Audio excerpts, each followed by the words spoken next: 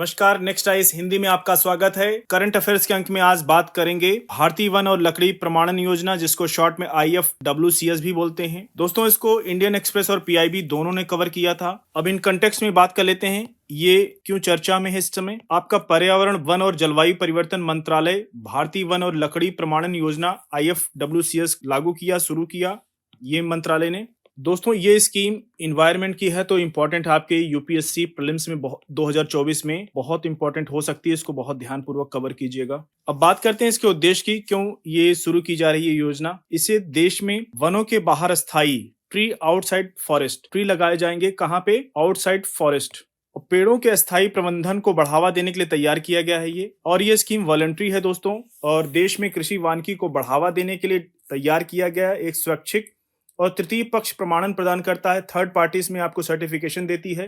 Third party में बात करें तो प्राइवेट संस्थान, निजी कंपनियां हो सकती हैं, और 3 तरह की सर्टिफिकेशन शामिल होंगे। पहला आपका फॉरेस्ट मैनेजमेंट सर्टिफिकेशन, जिसको शॉर्ट में FMC बोलेंगे, और दूसरा है आपका tree outside management certification TFO, और तीसरा आपका होगा chain of custody certification CCC। और पिछले 2 दशकों में भारतीय बाजार में कार्य कर रहे निजी विदेशी प्रमाणन एजेंसियों के लिए एक ऑप्शन खुल गया है दोस्तों, जो सर्टिफाइड करेंगी। और बात करें व्यापकता की, कवरेज का, तो कहां कहां ये लागू होगा, तो ये पैन इंडिया लागू होगा। संपूर्ण भारत में ये लागू होगा दोस्तों, पूरे भारत में। क्वेश्चन पूछ सकता है कि ये स्कीम किस किस भारत के किस क्षेत्रों में लागू होगी, तो आप संपूर्ण भारत बताइएगा। IFWCS पूरे देश में वन क्षेत्रों और सरकारी, निजी और कृषि वानिकी जो एग्रो फॉरेस्ट्री है, अन्य भूमि पर वनों के बाहर के पेड़ों को लगाने और वृक्षारोपण दोनों लागू होगा। और प्रमाणन जो सर्टिफिकेशन है, लकड़ी और गैर इमारती लकड़ी, टिम्बर और नॉन टिम्बर दोनों के लिए लागू होगा। नॉन टिम्बर फॉरेस्ट प्रोड्यूस दोनों पर लागू होता है। अगर इसकी बात करें, इसकी आवश्यकता क्यों पड़ी है, तो यूरोप और संयुक्त राज्य अमेरिका, यूरोप में और अमेरिका में भारत के वन आधारित उत्पाद, विशेष रूप से हस्तशिल्प जो हाथ से बनाए जाते हैं, फर्नीचर के लिए सबसे बड़े निर्यात बाजार हैं। दोस्तों, भारतीय फर्नीचर की बहुत डिमांड है यूरोप और अमेरिका में। आपने देखा होगा जो बेंत की कुर्सियां होती हैं या बेंत के सोफे होते हैं, आप लॉन में देखे होंगे पड़े रहते हैं, तो उनकी डिमांड फॉरेन में बहुत है।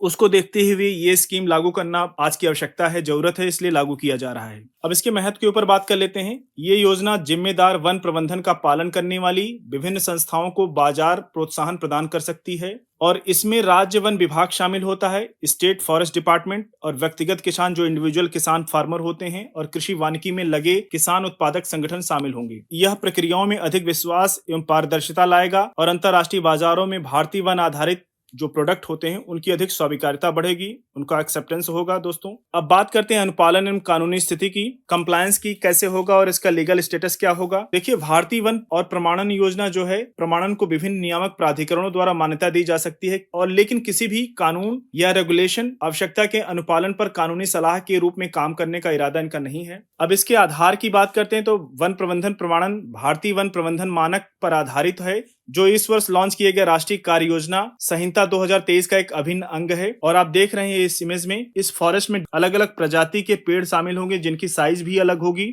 जिनका कलर भी अलग होगा।